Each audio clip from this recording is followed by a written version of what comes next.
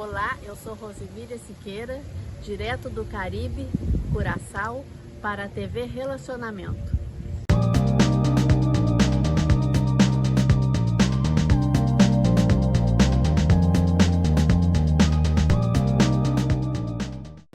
Olá, internautas! Iniciamos mais um programa Você é Top.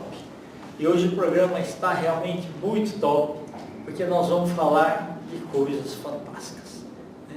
E para isso, o nosso convidado, João Batista. Muito prazer. João, e obrigado pelo convite. Obrigado a você. Eu queria que nós vamos tratar de dois temas muito interessantes que envolvem estudos bíblicos e também ufologia. Tá? Sim. João, fala um pouquinho para os nossos internautas, um pouquinho da sua trajetória profissional, onde você nasceu, Tá. e até o momento em que você começou a se interessar por esses assuntos fantásticos, né, e que fazem muito bem, e a quantidade de seguidores que você foi angariando ao longo do tempo. Tá. Olha, eu nasci em Portugal em 1950. Eu saí de Portugal com 4 anos e cheguei aqui com 5 anos. A viagem demorou 16 dias. Depois eu fiz a formação toda, primário, colegial, aqui no Brasil, e a última delas foi engenharia elétrica. No último ano de engenharia elétrica, último mês, dezembro, a maioria grande dos alunos já tinha fechado todas as notas, não precisava nem fazer exame, nem nada. E tinha um professor que era ufólogo, era espiritualista, fazia uma série de coisas e também era alquimista. Ele falou para a turma, não vou dar mais aula. Se for dar aula, ninguém mais vai aparecer. Então juntou todas as pessoas no auditório da universidade e começou a ministrar palestras de ufologia, de transcomunicação, onde ele mostrava gravações de áudio que eram feitas num local silencioso, onde eles se concentravam, e vozes apareciam no gravador, inclusive vozes de políticos proeminentes lá. Eu só não vou comentar o nome do político por questão de descrição de ética. Sim. E era um áudio só, quer dizer, como não tinha internet, não tinha tanta tecnologia, ele pegou do próprio áudio mesmo. Né? Ele pegou o próprio áudio, uma fita, aquela cassetezinho, né? Eles gravavam no local silencioso e depois pegavam o resultado. Só que esse resultado era estranho. Não era na mesma velocidade em que nós conversamos. Era, por exemplo, numa velocidade muito acelerada.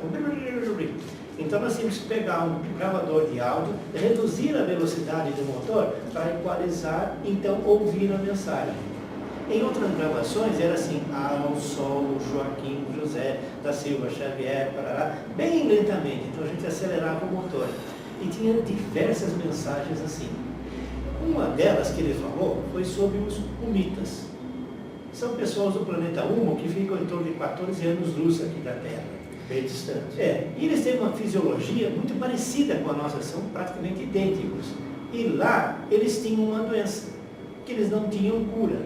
Então eles nos observaram de lá e falaram, opa, vão lá no pessoal para ver se eles têm cura para esta doença. Eles vieram aqui, tiveram contato com cientistas e chegaram à conclusão que nós não tínhamos esta doença porque era uma glândula que eles tinham e nós não tínhamos. Daí em diante eles começaram a fazer contato com cientistas, inclusive um deles perguntou como é que eles gravavam as mensagens nas memórias. Olha, nós gravamos a mensagem digital no nível quântico do átomo. Eles conseguem manipular o nível quântico tanto para escrever quanto para ler. Imagina numa pastilha de silício, tem trilhões de bytes dentro disso. Alguns anos depois, 5 a 8 anos depois, eu vi na revista eletrônica, que já não existe mais, uma entrevista com 2 rapazes que estavam desenvolvendo armazenamento de dados de informática no nível quântico do átomo. Transferência tecnológica. Puxa vida. Naquela oportunidade que foi feita a comunicação, não tínhamos possibilidade nenhuma, não tínhamos tecnologia para isso. Então ali foi que me despertou o bichinho da curiosidade, tanto da ufologia quanto da espiritualidade. E naquela ocasião não tinha tanta coisa para pesquisar igual hoje tem, né? Não tem nada disso ainda, não tinha nada disso. Ele comentou vários outros fatos que, se eu for contar aqui, toma muito tempo. Né? Mas aí você foi ver o Eric von Däniken lá, era o Deus Nacional? Eu fui ver uma série de coisas, mas mais ou menos lá por volta de 2010, 2011, eu estava em casa, tinha tomado banho e estava me vestindo. Aí quando eu levantei, uma esfera totalmente opaca, girando lentamente no sentido horário, flutuando, e saíram muitas luzinhas dela. Da esfera. A esfera é um pouquinho maior que o mas você estava dentro da casa? Eu estava dentro de casa, estava no quarto, eu tinha tomado banho e estava me vestindo, né? E aí a esfera simplesmente veio na minha direção. Quando a esfera veio na minha direção, eu fiz assim. Eu não tive medo, mas eu falei para ela, ó, para, né?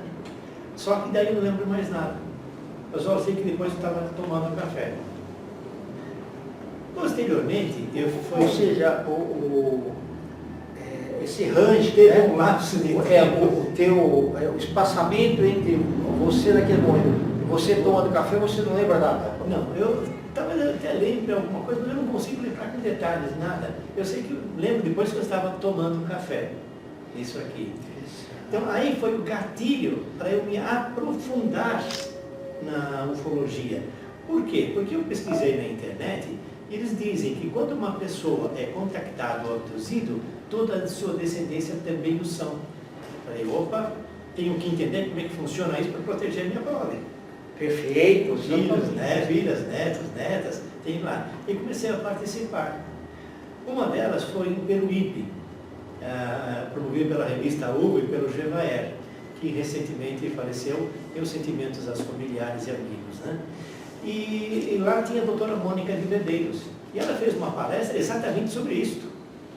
Aí eu aguardei terminar a palestra, ela foi para os bastidores, uma fila enorme para conversar com ela, esperei todo mundo terminar. Quando terminou, eu fui conversar com ela. Falou, olha, já estou vendo na sua cabeça o que aconteceu, você foi abduzido. Falei, vixe, se alguém me perguntar que eu fui abduzido, vou dizer que não, porque não tenho nenhuma lembrança. Daí ela pediu para conversar com ela aqui em São Paulo, na Casa do Consolador, e daí eu fiquei 2 anos e meio lá, depois com a doutora Mônica de Madeiras tem a Margarete Áquila, e hoje eu faço parte do grupo do IGM, do Instituto Gilda Moura, que apoia contactados e abduzidos. Interessante. E paralelamente a isso, eu também sou um auxiliador. O que significa ser um auxiliador? Pessoas que me conhecem e têm contato com pessoas que estão com dúvidas, com suspeitas de verem imagens, vozes na cabeça, imagens de pessoas diferentes, encaminham para mim, então eu auxilio. Então esse é o meu métier. Ok. Então a entidade hoje tem vários membros? Tem. O Instituto Gilda Moura tem mais de 400 membros, entre pessoas contactadas e abduzidas. Ok. Ô João, e a gente estava falando aí que muitas, na humanidade, tem muitas pessoas que às vezes têm todos esses sintomas aí, sim, mas não sabem a explicação. E muitas vezes elas vão em psicólogos, pessoal, terapeutas, sim, só que eles não sabem nem explicar e o profissional também não está capacitado para ajudar nesse sentido. Os psicólogos e terapeutas, na maioria, eles são qualificados para tratar gerais, casos gerais. Porém, uma boa parcela deles não acredita em extraterrestres. Então, quando eles recebem uma pessoa para fazer o tratamento e que ele diz que viu um extraterrestre, remédio nele, uma série de coisas, você está tendo alucinações, não acredita nele. Eu, inclusive, estou preparando agora uma pequena palestra para terapeutas, para dizer para eles exatamente como abordar uma pessoa que diz que viu um ET, para acreditar nele. Tem muitos psicólogos hoje que já conhecem o assunto e já tratam também. Ah, que bom! A própria senhora Margarete Áquila também faz tratamentos nesse sentido. Então, é essa a diferença. E eu conheço muitos contactados, inclusive alguns deles que são levados para as naves e têm contato íntimo com senhoras de outros planetas. Interessante, interessante. Olha, ou então, na verdade, assim, o que normalmente o pessoal pensa que é tudo ficção científica e tudo mais, né? Sim. Então, aquele negócio, a verdade está lá fora, muitas vezes a verdade está aqui dentro. Exatamente. E uma coisa, pessoal, extraterrestres existem e estão aqui agora. Perfeito. No nosso meio, convivendo conosco. Pessoas normais, tudo parecido, Sim. igual aquele filme daqueles seriados invasores. Alguns deles usam uma máscara porque têm uma feição ligeiramente diferente, outros se apresentam ao natural porque têm ligeiras diferenças. Por exemplo, nós temos pessoas europeias, africanas, americanas com pele vermelha, temos uma série de diferenças. Gordo, magro, alto, cabeça grande, cabeça pequena, eles se confundem e passam por essas pessoas. Entendi. O tempo de vida deles é mais ou menos igual ao nosso ou não? É diferente a dimensão? Olha, algumas deles têm um ciclo vital, normalmente eu tenho percebido um pouco superior. Há outras pessoas, por exemplo, que têm ciclos vitais de 40 a 50 mil anos. É o caso dos Anunnakis.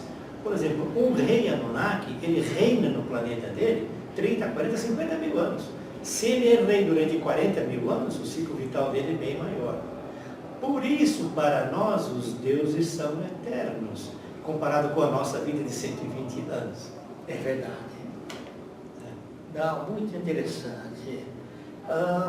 Foi difícil você, cronologicamente, entendendo aí essa parte? Olha, no começo eu não entendia nada de ET, nem sabia que era ET. Só em 79, quando aquele professor que era alquimista, que começou a fazer isso aqui, é que eu tive de lá para cá, eu fui me entrosando, lendo, pesquisando. A internet ainda não era tão ávida quanto é hoje, mas a partir do momento em que eu fui contactado pelaquela esfera e também fui tentativa de incorporação por um senhor Grey, um reptiliano, enquanto eu estava dirigindo, aí eu comecei a me aprofundar muito, porque eu estava participando do meio. E da mesma forma que eu tive as minhas vivências, outras pessoas tiveram, e quando alguém conta, não acontece. Por exemplo, o senhor é levado para uma nave. Aí o senhor chega em casa e conta para a sua senhora, olha, eu fui numa nave, ela vira para o senhor e falou, você bebeu? É verdade. Se em casa já há uma certa suspeita, imagina na sociedade em geral. Para o senhor é um fato concreto. Mas para a pessoa que o senhor conta, é um indício. Porém, eu digo o seguinte, nós já temos registrados mais 1 milhão de relatos. Esse 1 milhão de relatos é uma massa concreta, é um fato concreto. Porque um ou outro pode contar uma invenção de um fato, mas 1 milhão de pessoas não vão fazer isso. Portanto, é um fato. Eu considero isto, esse relato de 1 milhão de pessoas, um fato concreto. Sem dúvida. Ô João, e quando você começou a se interessar por estudos, análise dos estudos bíblicos? Olha, esses estudos bíblicos, eles já vêm antes de 1970 e pouco. Durante a faculdade você já gostava de... Já. Eu fazia, a primeira vez foi o seguinte, todas as noites eu lia um trecho da Bíblia. Ok. Alternado ou não? Não, sempre de sequência, de Ok, a tá, ponta. perfeito. Às vezes com Certo. muito sono, etc e tal. Depois de fazer a primeira leitura, eu comecei a fazer uma segunda leitura, mas não mais no momento de deitar. Eu comecei a fazer, por exemplo, sentado na mesa e fazendo anotações. Eu anotava cada trecho da Bíblia e colecionava num conjunto de temas. Ok. Hoje estou na terceira leitura, eu já tenho mais de 200 temas. Eu publico no meu portal de pesquisa bíblica, por exemplo, batismo, por exemplo, lei mosaica. Cada trecho da Bíblia, eu concentro isso num tema. Se alguém quiser pesquisar, por exemplo, sobre vinho com influência na mulher, lá eu tenho um tema sobre isso.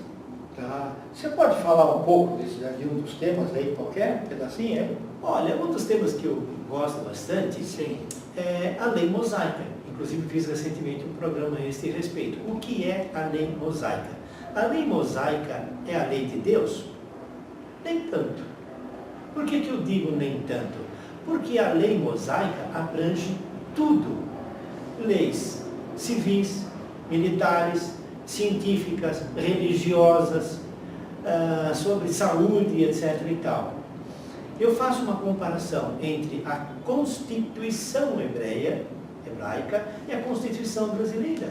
Na nossa Constituição, nós temos os nossos deveres, nossas obrigações e o que é considerado crime. crime leve ou crime grave, assim por diante. A lei mosaica faz exatamente a mesma coisa. Ela fala na lei mosaica, se o sujeito que é um comerciante e burlar a sua balança, é pecado. Para nós, na Constituição brasileira, é crime. Para eles, na Constituição mosaica, eles chamam crime de pecado. Se a pessoa fizer alguma coisa errada para uma mulher, ou para um homem, ou para um vizinho, é pecado. Para nós é crime. É a mesma coisa. Portanto, eu considero a lei mosaica a Constituição hebraica daquela época, que teve algumas alterações no meio do tempo. Por exemplo, antes nós tínhamos a lei do talião, olho por olho, dente por dente, que foi abolida por Jesus quando ele diz, quando alguém der um tapa numa face, dá-lhe a outra. Então nós temos evoluções da lei. E uma coisa, senhores e senhoras, muita gente vai brigar comigo, a lei foi anulada. Olhe bem, cuidado, não anulada de não seguir mais ela. Porém, após a morte do Cordeiro, nós não dependemos mais da lei. E nós dependemos sim da fé em Cristo.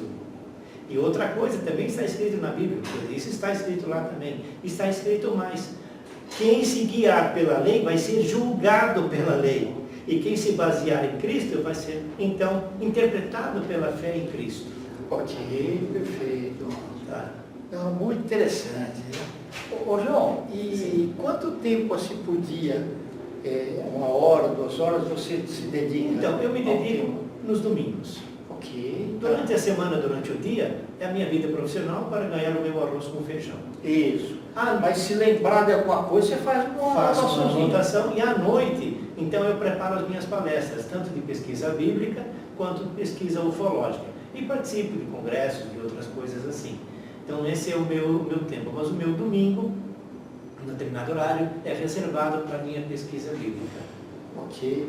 João, depois que você começou a fazer esses estudos, né? Sim. E também conhecer bastante sobre ufologia, você diria que o João Batista, Sim. que terminou o último semestre, último mês de faculdade, até hoje é outra pessoa?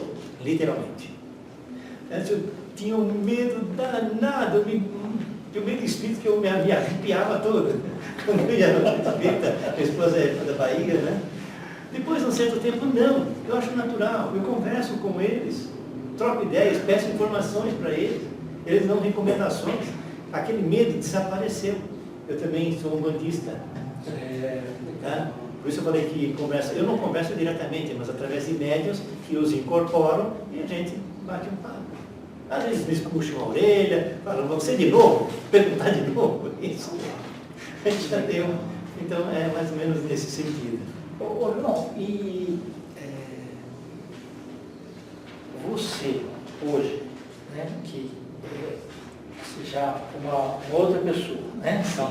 Eu gostei muito quando a gente se encontrou hoje, Sim. que você falou, se alguém perguntar para você o que você é de religião, o que você fala? Bom, a minha religião hoje eu sou católico apostólico romano. Eu sou crente, protestante, espírita, espiritualista, umbandista. Ou seja, todas aquelas pessoas que acreditam no mentor do universo que eu conheço como Deus e um dos seus filhos que eu considero mais importantes, Jesus. Essa é a minha religião hoje. Maravilha. Ô João, volte outras vezes aí para nos brindar com as informações. Você quer deixar, como que a gente sabe mais sobre você, aí o site, contatos, redes sociais? Olha, o meu portal de pesquisa bíblica é www.pesquisabiblica.org. O meu Instagram é @JoãoBatistaTrigo.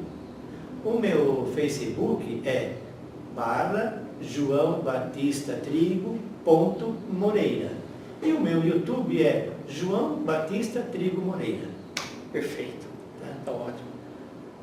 Internautas, com os agradecimentos então a esse fantástico João Batista, nós finalizamos mais um Você é Top. Um grande abraço e até a próxima. Namastê, obrigado.